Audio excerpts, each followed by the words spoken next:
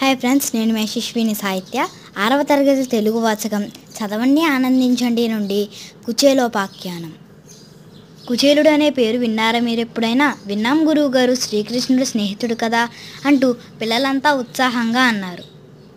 అందరికీ బాగా తెలిసిందే అంటూ కథ ప్రారంభించారు గురువుగారు. కుచేలుడు చాలా పేదవాడు. చినిగిపోయిన వస్త్రాలు కట్టుకొని తిరిగేవాడు. కుటుంబం గడపటం కష్టంగా ఉండేది.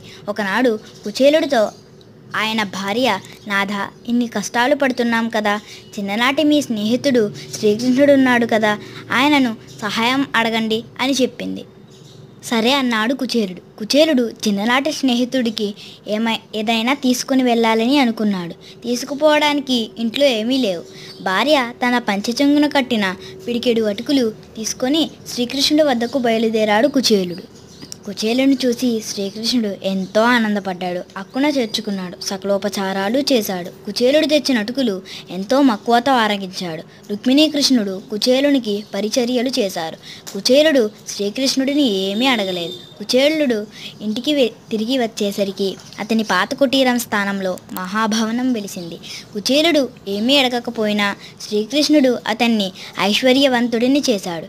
ఈ సన్నివేశం మిత్ర ప్రేమకు దృష్టాంతం. Please like and subscribe. Bell button నొక్కడం మట్టుకి మర్చిపోకండి.